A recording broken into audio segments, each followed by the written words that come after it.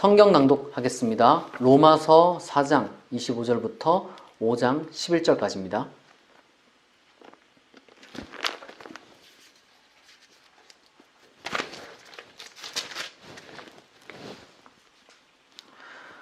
예수는 우리가 범죄한 것 때문에 내줌이 되고 또한 우리를 의롭다 하시기 위하여 살아나셨느니라. 그러므로 우리가 믿음으로 의롭다 하심을 받았으니 우리 주 예수 그리스도로 말미암아 하나님과 화평을 누리자. 또한 그로 말미암아 우리가 믿음으로 서 있는 이 은혜에 들어감을 얻었으며 하나님의 영광을 바라고 즐거워하느니라. 다만 이뿐 아니라 우리가 환난 중에도 즐거워하나니 이는 환난은 인내를, 인내는 연단을, 연단은 소망을 이루는 줄 알미로다. 소망이 우리를 부끄럽게 하지 아니함은 우리에게 주신 성령으로 말미암아 하나님의 사랑이 우리 마음에 부은 바 됨이니 우리가 아직 연약할 때에 기약대로 그리스도께서 경건하지 않은 자를 위하여 죽으셨도다. 의인을 위하여 죽는 자가 쉽지 않고 선인을 위하여 용감히 죽는 자가 혹 있거니와 우리가 아직 죄인 되었을 때에 그리스도께서 우리를 위하여 죽으심으로 하나님께서 우리에 대한 자기의 사랑을 확증하셨느니라. 그러면 이제 우리가 그의 피로 말미암아 의롭다 하심을 받았으니 더욱 그로 말미암아 진노하심에서 구원을 받을 것이니 곧 우리가 원수 되었을 때에 그의 아들의 죽으심으로 말미암아 하나님과 화목하게 되었은즉 화목하게 된 자로서는 더욱 그의 살아나심으로 말미암아 구원을 받을 것이니라. 그뿐 아니라 이제 우리로 화목하게 하신 우리 주 예수 그리스도로 말미암아 하나님 안에서 또한 즐거워하느니라.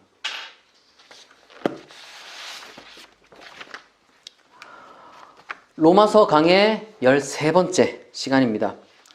4장 25절은 사실 지난번 강의 때 마지막에 잠깐 읽긴 했지만 오늘 본문과도 밀접하게 연결되기 때문에 한 번 더 중복해서 읽었습니다. 바울은 바로 이 4장 25절부터 5장 11절까지의 이 단락을 통해서 지금까지 자신의 전체 논증을 요약함과 동시에 새로운 주제, 구체적으로 그리스도인의 신앙에 대해서 굉장히 구체적으로 들어가는데 바로 그 설명에 대한 도입이기도 합니다. 따라서 이 본문은 굉장히 압축적이기도 하기 때문에 다르게 말하자면 조금 반복되는 내용이 있을 수 있습니다. 4장 25절을 다시 읽어보겠습니다. 예수는 우리가 범죄한 것 때문에 내줌이 되고 또한 우리를 의롭다 하시기 위하여 살아나셨느니라. 이전 강의에서 말씀드렸던 것처럼 이 본문은 수동태로 쓰였습니다. 다시 말해서 이것의 주체는 행위 주체는 바로 여기에 나타나진 않지만 하나님이시고 무엇보다 또한 이사야 53장 12절을 반영한다고도 말씀드렸습니다. 여기서 내 줌이 되고 라고 할 때 사용되었던 헬라어 동사가 파라디도미라고 해서 초기 기독교 공동체 내에서 예수 그리스도의 죽음의 신학적 의미를 드러낼 때 종종 사용되곤 합니다. 다시 말해서 이것이 단순한 어떤 죽음이 아니라 하나님이 개입하신 하나님의 섭리에 의한 죽음이라는 것이죠. 다시 말해서 이것은 어떤 잔인하고 또한 비도덕적이며 때로는 무식하고 무자비한 그러한 방식이 아님을, 이러한 섭리를 행하는 하나님이 그런 분이 아님을 설명하는 것을 요구하기 때문에 사도 바울은 5장에서 바로 그것을 논합니다. 이것이 바로 하나님의 사랑을 드러내는 방식이었다는 것이죠. 또한 우리는 여기서 이 구절만큼 사실 압축적인 구절이 없어요. 4장 25절만큼. 여기에 보면은 대리적 죽음이 나오고 그리고 칭의가 나오고 부활이 나옵니다. 이 세 가지 교리를 동시에 담고 있는 바울의 이런 압축적인 구절이 여기밖에 없습니다. 그래서 이 구절을 이해하기 위해서는 사실 이전에 제가 강의했던 로마서 3장 25절에서 사용되었던 그 힐라스테리온, 그러니까 화목제물로 번역된 거기에 대한 좀 이해가 필요하기도 하고요. 그리고 여러분들은 바울 사상 전체에 흐르고 있는 바울의 신학과 그리고 또한 더 나아가서 바울 세계의 어떤 그 배경에 대해서, 특별히 종교적 배경에 대해서 우리가 조금은 알 필요가 있고 거기에 대한 설명을 우리가 들을 필요가 있습니다. 하지만 우선 그 모든 것들을 논하기에 앞서서 여긴 도입부기도 하고, 그래서 바울은 우선 기독교인이 바로 이로 말미암아 누리고 있는 그러한 유익에 대해서 선포합니다. 5장 1절에서 4절을 읽어보겠습니다. 그러므로 우리가 믿음으로 의롭다 하심을 받았으니 우리 주 예수 그리스도로 말미암아 하나님과 화평을 누리자.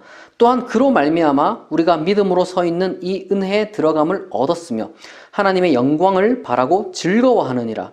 다만 이뿐 아니라 우리가 환난 중에도 즐거워하나니 이는 환난은 인내를, 인내는 연단을, 연단은 소망을 이루는 줄 알미로다.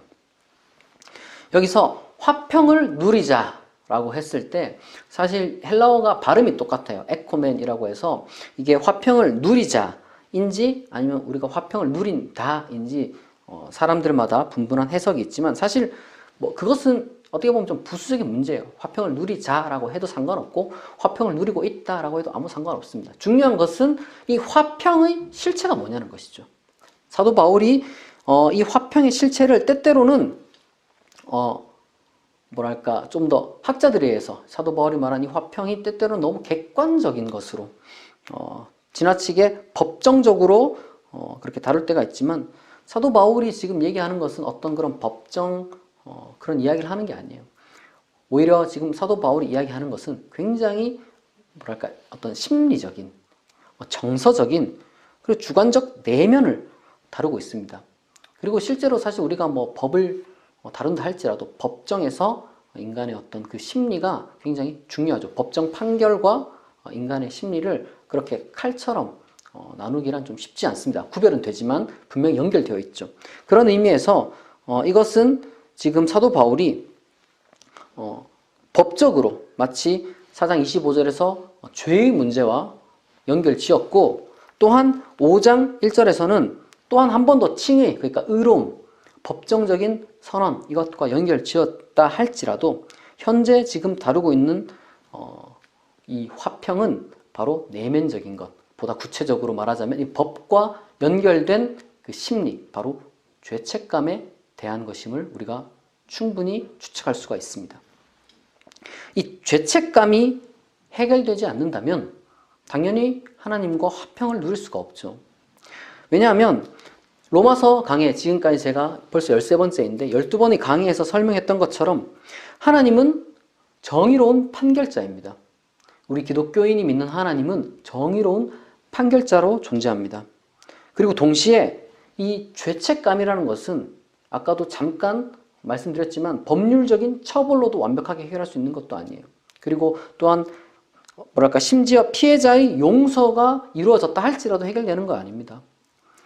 심지어 우리가 현실 속에서 당연히 전제해야 되는 것은 이 피해자의 용서라는 것이 죄인이 감히 요구할 수 있는 게 아니에요. 그러니까 법률적 처벌은 언제나 불완전하고 피해자 용서는 가능한 것도 아니기 때문에 언제나 따라서 이 죄책감이라는 것이 법적으로도 도덕적으로도 사회적으로도 해결되지 않는 겁니다. 또한 우리가 얼핏 생각하면 마치 죄책감이 해결된다는 말을 들으면 마치 뭐랄까 너무 비도덕적이기도 하고 감히 화평을 누린다, 기뻐한다 이런 것은 도무지 받아들이기 힘든 그런 것으로 여겨질 수가 있습니다. 하지만 지금 사도 바울이 말하고자 하는 것은 우리가 또한 로마서 강해를 통해서 알 수 있는 것은 죄에 대한 기억을 잃어버린다거나 아니면 선악 구별로부터의 탈출 그런 걸 의미하는 게 아니에요. 마치 범죄자가 완전 모든 범죄를 다 잊어버리고 그냥 아무 일도 없었다는 것처럼 기분 좋게 살아가는 그런 거를 의미하는 게 아닙니다. 그런 거랑 전혀 달라요. 이미 이전 강해를 통해서 말씀드렸던 것처럼 이것은 종교적인 의미의 변화입니다. 다시 말해서 하나님과의 관계 속에서만 이게 이해되어야 되는 거예요. 정의로운 판결자에 대한 인식의 변화를 뜻하는 거죠. 두려운 재판관에서 자비로운 아버지로 관계, 특별히 믿는 자의 인식의 변화가 일어난다는 겁니다. 하나님은 나를 영원한 저주에 던지시기에 부족함이 없는 분, 정당하게 나를 영원한 저주에 던질 수 있는 분임에도 불구하고 이 칭의를 통해서 그분이 나를 향한 마음은 분노, 진노가 아니라, 그리고 엄격한 심사가 아니라 변함없는 사랑을 지금 나에 대해서 품고 계시구나, 이것을 깨닫게 되는 거예요.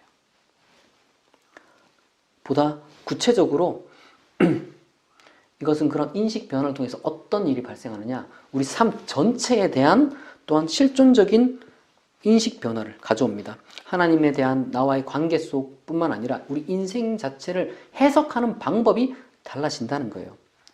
우리는 참된 회개를 해야 됩니다. 기독교인은 만약에 어떤 벌을 받을 짓을 했으면 그 벌을 달게 받아야 되고, 누군가에게 해를 끼쳤으면 그 사람에게 정당하게 사죄하고 할 수 있는 보상을 다 해야 됩니다. 하지만 우리는 한 걸음 더 나아가서 그런 법적인, 윤리적인 그런 뉘우침을 넘어서서 종교적인 회개를 우리가 추구하게 되고, 바로 그로 말미암아 의롭게, 하나님 앞에서 의롭게 된 사람은 자기 인생에서 일어나는 모든 일을, 특별히 우리가 인생에서 환난이라 부를 만한 그 모든 일들을 어떻게 해석하느냐, 이것이 하나님이 내게 주신 벌이다, 저주다, 이렇게 해석하는 것이 아니라 오히려 그런 상황 가운데서도, 그런 환난 상황 가운데서도 하나님을 붙들 수 있는, 나는 하나님과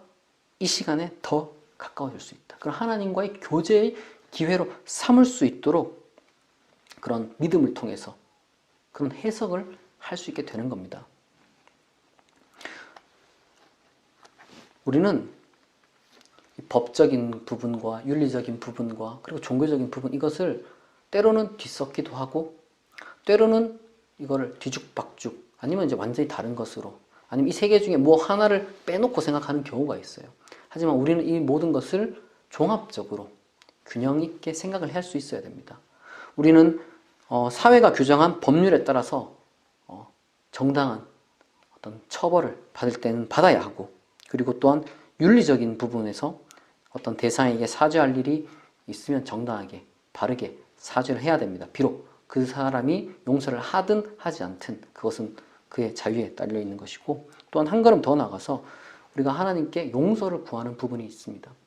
우리가 이 모든 것들을 종합적으로 생각하지 않으면 잘못된 그런 삶을 살게 되고, 이상한 해결책으로 우리가 마치 그걸 가지고 하나님께 나아가고 사회에서 나아가고 이제 이상하게 되는 거예요. 하지만 우리는 이 모든 것들을 서로 구별할 수 있어야 됩니다. 특별히 하나님의 용서와 관련해서 기독교는 본질적으로 용서의 종교입니다. 기독교는 본질적으로 용서의 종교입니다. 그렇기 때문에 참된 회개를 한 사람에게는 항상 열려 있어요. 죄인에게 항상 열려 있습니다. 말하자면 저에게 열려 있고 또한 여러분에게도 열려 있다는 것입니다. 항상 인생이라는 것이 복잡하기 때문에 늘 피해자, 늘 가해자 이렇게 딱 이분법적으로 나뉘는 것은 아니지만, 이것은 단순히 가해자에게만 해당되는 그런 의미는 아니에요. 우리가 인생을 살다 보면 억울한 일을 겪고 내가 정말 누가 봐도 이건 피해자다 이렇게 여겨지는 경우가 있습니다. 하지만 그런 사람에게도 죄책감이라는 개념, 지금 여기서 다루고자 하는 화평이 필요해요. 왜냐하면 바울의 이러한 신앙 제안은 인생을 살아가는 사람들이 내 인생은 저주받은 것 같아, 내 인생은 하나님께서 벌을 내리신 것 같아, 신이 어딨어, 신이 날 버린 것 같아, 그런 류의 어떤 해석을 버리게 합니다. 그리고 오히려 한 걸음 더 나아가서 그런 모든 환난 가운데서도, 내가 피해를 받는 그런 환난 가운데서도 하나님이 나와 함께 하신다는 그런 강한 해석을 할 수 있게 해주는 거예요. 강하게 만들어주는 겁니다. 우리의 인생을 해석함에 있어서 내 인생은 하나님과 분리되어 있는 것 같아 라고 그런 식으로 해석하는 것이 아니라, 오히려 하나님과 누구보다도, 무엇보다도 가장 긴밀하게 연결되어 있다. 바로 이러한 어떤 심미적인 정서적인 확신을 이 신앙을 통해서 우리가 얻을 수 있는 것이고, 바로 그러한 확신은 궁극적인 절망으로부터 우리를 건져줍니다. 다시 말해서 우리의 인생으로부터 우리가 그 바닥에 쓰러져 있는 우리를 일으켜 세워줄 그런 강한 신앙을 지금 바울이 우리에게 제시하는 거예요. 하나님과 화평을 누리자. 따라서 사도 바울은 이렇게 선포합니다. 우리가 환난 중에서도 즐거워한다. 바울은 이 환난 그 자체를 겪으면서 뭐 즐거워한다 그런 얘기를 하는 게 전혀 아니에요. 그런 게 아니라 환난 중에서도 절대로 우리가 희망을 잃을 수 없다, 이걸 얘기하는 겁니다. 실제로 여기서 지금 사도 바울이 환난에 이렇게 사용된 이 첫 번째 이 단어에 환난들이라고 썼어요. 그냥 환난 단수가 아니라 복수를 써서 환난들이라고 썼습니다. 다양하게 해석될 수가 있는 거죠. 우리 인생에 환난이 한 번만 찾아오는 게 아니라 여러 번 찾아올 수가 있죠. 그리고 한 종류만 찾아오는 게 아니라 또 온갖 종류의 환난이 있을 수 있어요. 그런데 그 모든 온갖 종류의 그 반복되는 환난이 우리 인생에 찾아온다 할지라도, 그리고 또한 우리가 그 환난의 그 모든 그 과정 가운데서 우리가 답을 다 알지 못한다 할지라도, 우리가 기독교인이 그런 환난 가운데 분노하고 슬퍼하고 괴로워한다 할지라도 그 가운데서 희망을 갖지 못할 그런 환난은 없다는 겁니다. 그럼 그걸 믿으시기 바라요. 기독교 신앙은 어떤 환난 가운데서도 희망을 붙들 수 있습니다. 그것을 여러분들이 잊지 않길 바랍니다. 그런데 비기독교인들이 볼 때는 손가락질 할 수도 있어요. 그래서 사도 바울은 그걸 잘 알았나 봐요. 사도 바울은 비기독교인이라면 어찌 보면 그 손가락질 할 수도 있는 정신승리라고 생각할 수도 있잖아요. 그런데 그런 정신승리를 부끄러워하지 않을 이유를 제시합니다. 5절을 읽어보겠습니다. 소망이 우리를 부끄럽게 하지 아니함은 우리에게 주신 성령으로 말미암아 하나님의 사랑이 우리 마음에 부은 바 됨이니. 바울이 지금 여기서 말하는 성령이 무엇인지, 뭘 어떻게 부었는지 이 구절만으로는 설명하기가 어렵습니다. 하지만 다행히 바울은 이어지는 로마서 뒤편에서 그것을 이야기하고 있기 때문에 그 부분에 대해서는 제가 다음 이어지는 강해를 통해서 설명을 하도록 하고요. 지금 여기서 강조점은 다름 아닌 하나님의 사랑에 대한 확신을 할 수 있기 때문에 우리가 그런 소망을 부끄러워하지 않는다는 거예요. 하나님의 사랑, 강조점이 하나님의 사랑에 있습니다. 이러한 하나님의 사랑에 대한 확신이 있다면 이런 신앙을 부끄러워하지 않는다는 거예요. 물론 우리가 이것을 이해하기 위해서는 사도 바울 그 시대 상황을 조금 더 살펴볼 필요가 있습니다. 바울은 그 수천 년 전 사람이잖아요. 지중해 그 지역에 당연히 그의 어떤 상황을 보면 현대의 눈으로 봤을 때는 굉장히 믿기 힘든 그런 종교 신화 관습으로 막 가득 차 있던 그런 세계에 살았어요. 그럼에도 그 가운데도 나름의 그들 세계만의 어떤 그 논리와 그 체계, 이야기 이런 것들을 가지고 있었습니다. 사도 바울이 여기서 지금 이야기하는 것은 너희들이 가지고 있는 그런 이야기나 논리나 체계처럼 우리 기독교 신앙에도 그런 것이 있다라고 지금 그런 것을 이야기하고 싶었는지도 모르겠습니다. 조금 더 구체적으로 우리가 그것을 위해서 6절에서 8절을 살펴보겠습니다. 우리가 아직 연약할 때에 기약대로 그리스도께서 경건하지 않은 자를 위하여 죽으셨도다. 의인을 위하여 죽는 자가 쉽지 않고 선인을 위하여 용감히 죽는 자가 혹 있거니와 우리가 아직 죄인 되었을 때에 그리스도께서 우리를 위하여 죽으심으로 하나님께서 우리에 대한 자기의 사랑을 확증하셨느니라.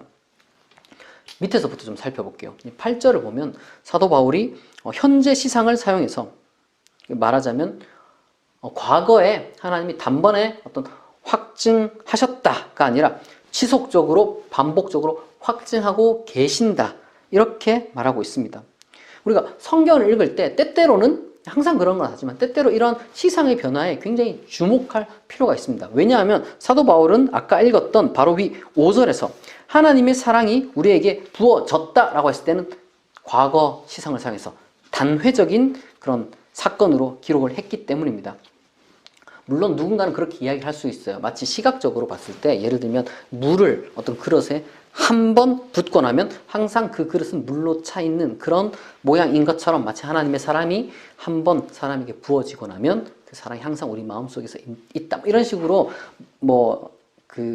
해석할 수 있겠지만 뭐랄까 사도 바울의 그 신학적 논리를 따져볼 때 왜 사도 바울이 그 사랑이 부어졌다는 과거를 그리고 확증하고 계신다는 왜 현재를 사용했는지에 대해서 우리가 기억할 필요가 있습니다. 이걸 잠시 기억해 두셨다가 나중에 제가 강의 다음에 또 설명을 하도록 하겠습니다. 지금 또한 바울이 그리스도의 대리적 속죄를 말하고 있죠. 아주 분명하게. 그래서 우리가 쉽게 사도 바울의 대리적 속죄에 대해서 나름의 그 복음서를 기초로 한 그런 이야기들을 생각할 수 있지만 그보다 우리가 조금 더 중요하게 전제해야 되는 것이 몇 가지가 있습니다. 우선 첫째로는 파르마코스라고 해서 바울 시대 그리고 이제 바울 이전 시대부터 그리스 문화 속에서 발견되는 희생양 사상이라는 게 있었어요. 하나가 희생하면 다수가 살 수 있다. 어떻게 보면 대단히 경제적이기까지도 한 그런 사상이었죠. 우리는 이러한 사상을 고대 그리스 신화, 종교, 때때로는 문학 작품, 특별히 비극 속에서 우리가 발견할 수가 있습니다. 충분히 확인할 수가 있어요. 마침 호주의 한 가톨릭 신학자가 이에 관련된 책을 썼어요. 이 책을 썼는데 그 한 대목을 제가 읽어보겠습니다. 왜냐하면 아주 중요한 그 신뢰를 잘 정리해 놨거든요. 아직 번역이 안 됐기 때문에 제가 우리말로 조금 어색하지만 번역한 것을 읽어드리도록 하겠습니다. 테베의 왕자인 메노에케우스는 파르마코스의 또 다른 널리 알려진 사례 중 하나이다. 그의 도시 중앙 그리스의 테베가 전투에서 패배하려고 할 때 나이 많은 사제 티레시아스는 예언한다. 그는 만약 왕가의 피를 가진 이가 속죄 제물로 바쳐진다면 그 도시가 구원될 것이라고 예언한다. 메노에케우스는 왕가의 일원이었고 미래 왕의 아들이었다. 그는 스스로 자신이 이미 아폴로의 의지를 받아들이고 있었다. 즉 그는 그의 백성을 위해 죽어야 한다.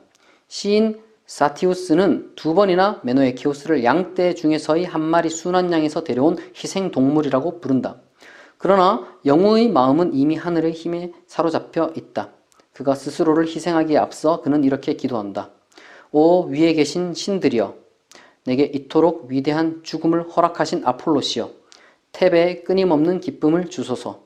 이 기쁨은 내가 약속한 것이요 내 피의 값으로 아낌없이 산 것입니다. 메노에케우스가 죽음으로 떨어질 때 그의 영혼은 높이 있는 하늘로 올라갔다. 그 도시에서 이 영웅은 제단과 신전과 더불어 숭배되었다. 사도 바울이 선인을 위해 죽는 자, 의인을 위해 죽는 자가 간혹 있다라고 했을 때 바로 그러한 그 희생의 메커니즘은 바로 이런 것이었을지도 모릅니다. 그리고 또한 이런 그리스 배경뿐만 아니라 유대교적 배경, 당연히 왜냐하면 바울이 유대인이니까 유대교적인 평행도, 배경도 잘 알았을 겁니다. 바울은 아브라함 신앙을 로마서에서 그리고 곳곳에서 언급한 것으로 보아서 창세기를 잘 알고 있다고 보는 것이 거의 아무 이견이 없을 겁니다. 그리고 사도 바울은 로마서뿐만 아니라 다른 편지에서도 아브라함을 이제 창세기의 내용을 종종 언급하기 때문에 이거는 거의 확실하다고 보면 됩니다. 사도 바울은 따라서 창세기 22장, 그러니까 이삭의 희생 내러티브, 혹은 이것을 소위 아케다라고도 하는데 여기에 이 아케다에 대해서도 바울은 잘 알았을 겁니다. 실제로 고대 유대교 몇몇은 이삭이 실제로 모리아 산에서 죽음을 당했다가 부활했다. 이렇게 해석하기도 했습니다. 실제로 신약에서도 마찬가지예요. 히브리서 11장에 보면은 부활 목록에 이삭이 그렇게 등장하기도 하죠. 그리고 우리가 꾸준히 살펴봤던 것처럼 이사야 53장의 고난받는 메시아, 죄를 짊어가는 메시아에 대해서도 바울은 잘 알고 반복해서 활용했습니다. 그리고 우리 개신교에서는 유명하지 않지만 소위 신구약 중간기의 유대교 문헌이라고 할 수 있는 때때로는 외경이라고 불리기도 하죠. 그 마카베오 상하라는 책이 있는데 그 마카베오 하 7장에 보면 대의를 위한 순교도적 죽음에 대한 하나님의 신원하심에 대해서 말하고 있습니다. 그 외에도 많은 다양한 평행들을 이미 그 바울 시대에는 가지고 있었다는 거예요. 다수를 위한 한 사람의 희생에 대해서, 이 파르마코스에 대해서. 그리고 또한 바울이 말하는 그 그리스도의 죽음은 역사 속 예수의 십자가 죽음일 수도 있고, 혹은 단지 묵시문학 등에서 그러하듯 표상으로 나타난 천상의 그리스도의 죽음일 수도 있습니다. 그리고 뭐 둘 다 동시적일 수도 있겠죠. 하지만 중요한 것은 후자입니다. 왜냐하면 단순한 그 죽음, 십자가의 죽음은 그 당시 때 많았고, 지금도 그와 같은 죽음은 이 세계에서도 언제 어디서나 나타나고 있기 때문입니다.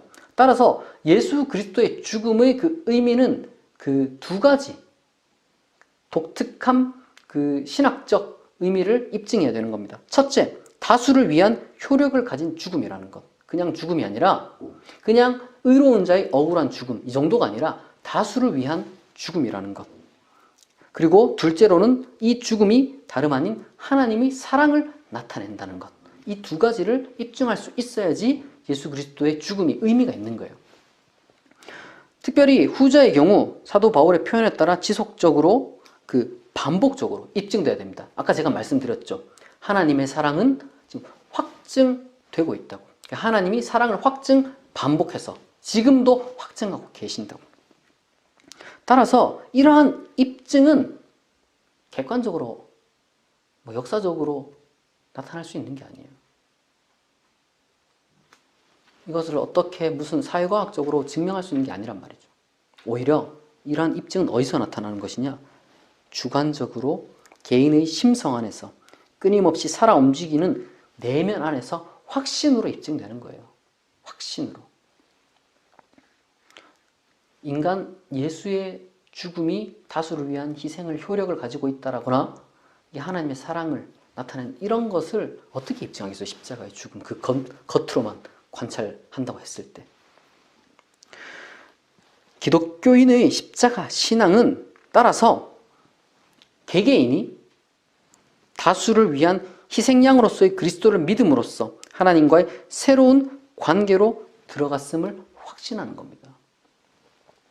바울은 단 한 번도 구체적으로 이 죽음의 과정을 묘사한 적이 없어요. 이게 너무 중요합니다. 우리가 신약을 읽을 때 마태복음부터 시작해서 요한계시록까지 이런 순서로 읽는 경우가 많이 있기 때문에 마치 마태복음을, 그리고 이제 마태복음 외에 그 사복음서의 내용을 전제로 하고 바울의 편지를 읽는 경우가 많아요. 하지만 신약 성경은, 특별히 복음서는 사도 바울 이후에 쓰였어요. 바울이 편지를 썼을 때는 복음서라는 게 존재하지 않았어요. 그리고 사도 바울은 편지에서 단 한 번도 그러한 예수 그리스도의 구체적인 어떤 그 죽음의 과정을 묘사한 적이 없습니다. 바울 이후의 후대의 기독교인들이 바로 그러한 죽음의 그 과정을 묘사하는 복음서를 썼다는 것이죠. 하지만 여러분, 중요한 것은 마치 하나님의 아들의 희생이라는 그런 신화적인 상상력, 그게 그 문자가 중요한 게 아니라 바로 그러한 표상 이면에 놓여 있는 하나님에 대한 사랑에 대한 믿음이 중요한 거예요. 왜 그런 일이 일어났냐? 왜 하나님의 아들이 죽었지? 왜 그리스도가 죽었지? 나를 대신해서. 내 죄 때문에. 왜 내 죄 때문에 죽었지? 하나님이 날 사랑했어. 냉정하게. 그냥 버려두셔도 되는데 나를 사랑해서 하나님이 그런 선택을 하셨구나.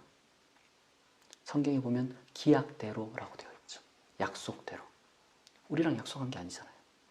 사도 바울의 머릿속에는 마치 이것이 천상회의가 있었던 것처럼, 하나님과 하나님의 아들 사이에 어떤 계약이 있었던 것처럼 그렇게 지금 우리에게 이야기를 해주고 있습니다. 여러분, 그러니까 이게 믿음의 영역인 거예요. 믿음의 영역. 당대의 종교들에도, 사도 바울 종교에도 그런 나름의 그런 그 희생양 메커니즘도 있었고, 여러 가지 많은 그 다양한 그런 종교적인 그런 내용이 있었지만, 사도 바울은 일종의 위대한 그 도약과 통합을 이루어냈다. 이렇게 말해도 되지 않을까, 저는 그렇게 생각을 합니다. 하지만 바울은 여기서 멈추지 않습니다. 9절에서 11절을 제가 읽어보겠습니다. 그러면 이제 우리가 그의 피로 말미암아 의롭다 하심을 받았으니 더욱 그로 말미암아 진노하심에서 구원을 받을 것이니 곧 우리가 원수 되었을 때에 그의 아들의 죽으심으로 말미암아 하나님과 화목하게 되었은즉 화목하게 된 자로서는 더욱 그의 살아나심으로 말미암아 구원을 받을 것이니라. 그뿐 아니라 이제 우리로 화목하게 하신 우리 주 예수 그리스도로 말미암아 하나님 안에서 또한 즐거워하느니라. 바울은 여기서 실존적인 그런 이야기만 하는 것이 아니라 한 걸음 더 나아가서 미래의 구원에 대하여서 지금 이야기를 하고 있습니다. 그리고 바로 그러한 미래의 구원은 그리스도의 부활에 대한 믿음과 연결됩니다. 여기서 그의 살아나심으로 말미암아 그리고 또 뭐 죽으심으로 말미암아 이렇게 이제 이야기를 하면서 그 평행을 이루는데 이런 동사적인 표현보다는 사실은 타나토스와 조에라고 해서 그의 죽음 안에서 그리고 그의 생명 안에서 이렇게 지금 사도 바울은 이야기를 하고 있습니다. 사도 바울이 말하고 있는 뭐 부활 그리고 미래 구원 그리고 타나토스와 조에와의 관계 조금 복잡하지만 이것에 대해서는 이어지는 로마서 강해를 통해서 제가 설명을 하도록 하겠습니다. 중요한 것은 과거의 죄로부터 죄책감으로부터 우리가 하나님 안에서 새로운 해방감을 얻게 되고 그리고 또한 그로 말미암아 우리의 삶을 현재의 삶을 특별히 환난 가운데서도 그 하나님과 관계 안에서 아름답고 희망적으로 해석할 수 있게 된다는 것이며 한 걸음 더 나아가 미래의 구원에 대해서도 우리가 소망할 수 있기 때문에 환난 가운데서도 우리 어떤 인생 가운데서도 즐거워할 수 있다는 겁니다. 사도 바울의 선언처럼 믿음으로 그리스도를 통해 어떤 인생 환난 가운데서도 소망을 잃지 않는 그리고 하나님과의 화평을 누리는 삶을 사시기를 축복합니다. 기도하겠습니다.